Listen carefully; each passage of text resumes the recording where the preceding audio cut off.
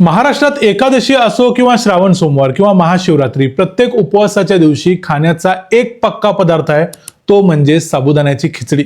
बाकीचे पदार्थ प्रत्येक जण आपल्या चवीनुसार बदलू शकतो, पण एक पदार्थ मात्र ताटातला बदलत नाही, तो म्हणजे हक्काने केलेली साबुदाण्याची खिचडी. ती खिचडी साधारण आपल्या पंजोबांच्या काळापर्यंत माहिती देखील नव्हती लोकांना, म्हणजे साधारण 1940च्या अगोदर. मग इथं दोन महत्त्वाचे प्रश्न आहेत. एक, साबुदाण्याची खिचडी उपासाचा एवढा ऑथेंटिक पदार्थ झालाच कसा?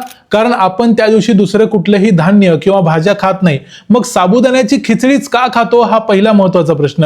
त्याच्यात असं काय वेगळं आहे? आणि दुसरा महत्त्वाचा प्रश्न म्हणजे साबुदाण्याची खिचडी नेमकी आली कुठून आणि तिचा इतिहास काय आहे, ती आपल्या ताटामध्ये कधी आली, महाराष्ट्रात एवढी पक्की कधी झाली?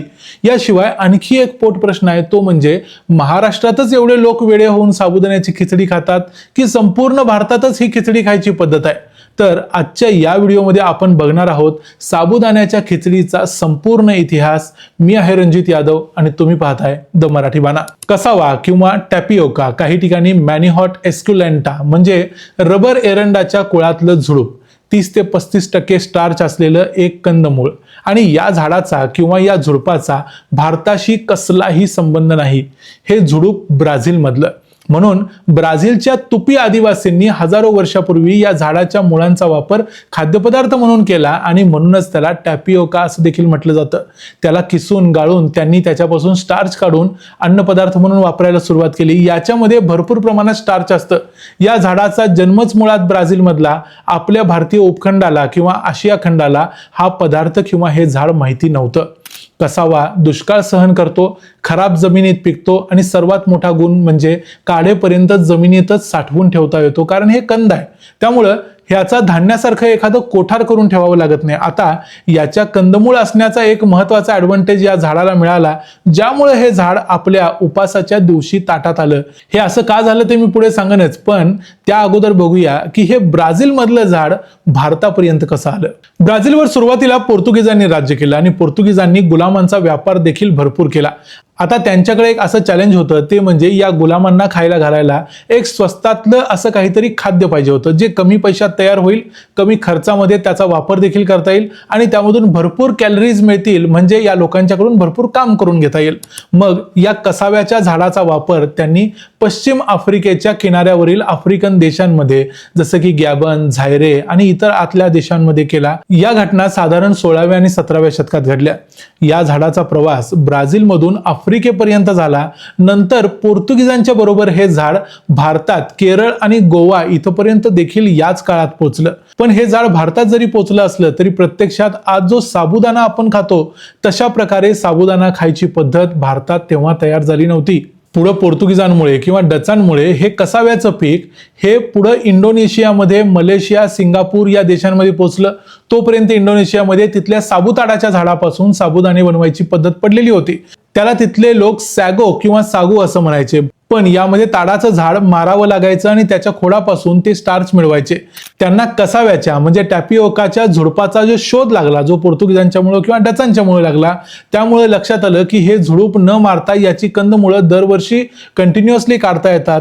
आज आपण साबुदाण्याच्या खिचडीसाठी जो साबू हा शब्द वापरतो, हा साबू हा शब्द मलेशियन भाषेतून आपल्या भाषेत आलेला आहे. तिकडे त्याला सॅगो किंवा सागू म्हणतात, आपण त्याला साबू म्हणतो. आपल्याकडे देखील ओडिया भाषेमध्ये त्याला सागू असंच म्हणतात. साधारणपणे 1830 ते 1850 या काळात इंडोनेशियामधल्या जावा, सुमात्रा आणि इतर मलेशियामधल्या काही ठिकाणी चीनी कारखानदारांनी आणि काही युरोपियन कारखानदारांनी याच कसाव्याच्या पिकापासून, त्याच्या कंदमुळापासून साबुदाणे तयार करायचे कारखाने काढले. कारण परत एकदा स्वस्तातलं धान्य म्हणून ज्याच्यापासून चांगल्या कॅलरीज मिळत होत्या आणि भरपूर काम करून घेता येत होतं. या कंदमुळाचा पिठापासून त्याचे छोटे छोटे गोळे पाडायचे. या गोष्टीला इंडोनेशियामध्ये पर्ल टेक्नॉलॉजी म्हणजे मोती बनवण्याची पद्धत असं म्हटलं जायचं. भारतात पोर्तुगीजांच्या बरोबर जरी कसाव्याचं झाड 16व्या 17व्या शतकात आलेलं असलं तरी त्याचा प्रत्यक्षात वापर करायची गरज भारताला पडलेली नव्हती. पण इसवी सन 1876 ते 78 या काळामध्ये भारतात प्रचंड दुष्काळ पडला. या काळात त्रावणकोरचे राजे विशाखम तिरुनाळ यांनी स्वस्तातला आणि टिकाऊ खाण्याचा पदार्थ म्हणून याच कसाव्याच्या झाडाचा वापर केला, कारण या झाडाला पाणी नसलं तरी चालायचं, साठवायची क्षमता नसली तरी चालायची, हे झाड सहजपणे उगवून यायचं. पण इथं जो वापर त्यांनी केला होता तो मुळात कंदमुळांचा वापर करायला सुरुवात केलेली होती. इथं देखील साबुदाण्याचा डायरेक्ट वापर केलेला नव्हता, जेणेकरून दुष्काळावर मात करता येईल एवढाच त्यांचा उद्देश होता. या मधल्या काळामध्ये इंडोनेशिया, मलेशिया, सिंगापूर या देशांच्या मध्ये साबुदाणा तयार करायचे कारखाने उभे राहिलेले होते आणि ते अन्न म्हणून ते आजूबाजूच्या देशांना निर्यात देखील करायला लागले होते. याच वेळेला भारत, सिंगापूर आणि मलेशिया या देशांच्याकडून साबुदाणा आज ज्या फॉर्ममध्ये आपण त्याला बघतो त्या फॉर्ममध्ये आयात करायला लागला. त्या अगोदर आपल्याला तो माहितीच नव्हता. हे घडलं 19व्या शतकाच्या अगदी शेवटी, म्हणजे 1880 ते 1890च्या दरम्यान वगैरे. पण तरीही साबुदाणा भारतात आयात व्हायला सुरुवात जरी झाली तरी अगदी काही शहरी लोकांच्या पुरतं एक अन्न म्हणून याचा वापर काही ठिकाणी होत गेला. 1939 ते 1945 या काळात दुसरं महायुद्ध भडकलं. जगात अन्नधान्याची टंचाई निर्माण झाली. त्यात ब्रह्मदेशावरती जपानने आपली सत्ता कायम केली. त्यामुळं तांदळाचा तुटवडा सगळ्या जगभरात निर्माण झाला. यावेळी काय उपाय करावा म्हणून सगळ्यांनी कसाव्याच्या पिकाकडे बघितलं, म्हणजे टॅपिओकाचा वापर पुन्हा एकदा वाढला. याच काळात तामिळनाडूमधल्या सेलममध्ये भारतातल्या भारतातच साबुदाणा तयार करायचे काही कारखाने उभे राहिले. म्हणजे हे घडलं 1943 ते 1945 या काळात. अगदी लघु उद्योग, कुटीर उद्योग या लेवलला काही कारखाने उभे राहिले. थोड्याफार प्रमाणात तामिळनाडूमध्ये याची शेती देखील केली जाऊ लागली. म्हणजे साधारण 1945 नंतर भारतात उत्पादन चालू झालं. त्यानंतर साबुदाणा भारतभर अतिशय जोमाने वाढला आणि पसरला. त्या काळात तो हळूहळू आपल्या उपासाचा भाग देखील बनला. आता मग उपासाला साबुदाणा खायचं कारण काय?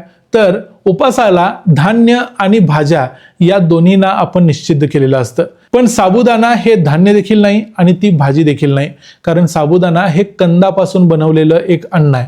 त्यामुळं ते धान्य आणि भाजी या दोन्ही कॅटेगरीजमध्ये बसत नाही. म्हणून लोकांनी मग उपाय काढला की साबुदाणा अन्न न खाण्याला किंवा धान्य न खाण्याला एक पर्याय होऊ शकतो. उपास करणाऱ्यांच्या हे लक्षात आलं आणि साबुदाणा मेन स्ट्रीम मध्ये आला. दुकानदारांसाठी देखील साबुदाणा आणणं आणि त्याला साठवण करणं हे अत्यंत सोपं होतं. साबुदाण्याची शेल्फ लाईफ खूप जास्त असते. म्हणजे साबुदाणा काय फक्त दुकानात तसाच ठेवला म्हणून तो खराब होत नाही. तो अतिशय कठीण असतो, वाळलेला असतो आणि त्यामध्ये खराब होण्याची शक्यता खूप कमी असते. त्यामुळे त्याच्यामध्ये खूप मोठी रिस्क नव्हती. त्यामुळे साबुदाण्याचा वापर उपासामध्ये वाढत गेला आणि विशेषतः ही गोष्ट घडली ती महाराष्ट्रातच. महाराष्ट्राच्या बाहेर देखील साबुदाणा खाल्ला जातो, पण महाराष्ट्र एवढ्या प्रमाणात खाल्ला जात नाही. साबुदाणा खाण्यामध्ये महाराष्ट्राचा भारतात सर्वात पहिला क्रमांक लागतो. महाराष्ट्र एवढा साबुदाण्याचा खप भारतात कुठेही होत नाही. साबुदाणा खिचडी, शाबू वडा, शाबूची खीर, शाबूचे पापड, चिवडा असे अनेक पदार्थ महाराष्ट्रात बनवले जातात. एकादशी, श्रावण सोमवार, गणेश चतुर्थी, संकष्टी, नवरात्र, महाशिवरात्र प्रत्येकाचे जे जे काही वार असतील त्या प्रत्येक वारी देखील उपवासाचा मुख्य आधार म्हणजे साबुदाण्याची खिचडी, जी ब्राझीलमधून आलेली आहे. साबुदाणा खाण्यामध्ये महाराष्ट्राच्या बरोबरच वाटा लागतो तो म्हणजे मध्य प्रदेश, गुजरात, राजस्थान या पश्चिमेकडील राज्यांचा. पण या कुठल्याही राज्यामध्ये साबुदाणा बनवला मात्र जात नाही. याची झाडं देखील लावली जात नाहीत. साबुदाण्याची जी झाडं लावली जातात किंवा शेती केली जाते ती मुळात दक्षिण भारतात केली जाते. तामिळनाडूमध्ये साबुदाण्याची जी कसाव्याची झाडं आहेत त्याची जवळजवळ 40 ते 45% पिकाची लागवड केली जाते, म्हणजे भारताच्या एकूण म्हणलं तर. आणि केरळमध्ये ज्याला कप्पा असं म्हटलं जातं, या कप्पाच्या पिकाची लागवड जवळजवळ 45% केली जाते. उरलेलं थोड्या प्रमाणात जी लागवड आहे ती आंध्र प्रदेशमध्ये केली जाते. पण प्रत्यक्षात तामिळनाडूमध्ये किती लोक खातात तर भारतात साबुदाण्याचं जे कन्झम्पशन आहे ते बघितलं तर त्यापैकी फक्त 2 ते 3% वापर तामिळनाडूमध्ये होतो. बाकीचा सर्व वापर इतर राज्यांमध्ये होतो.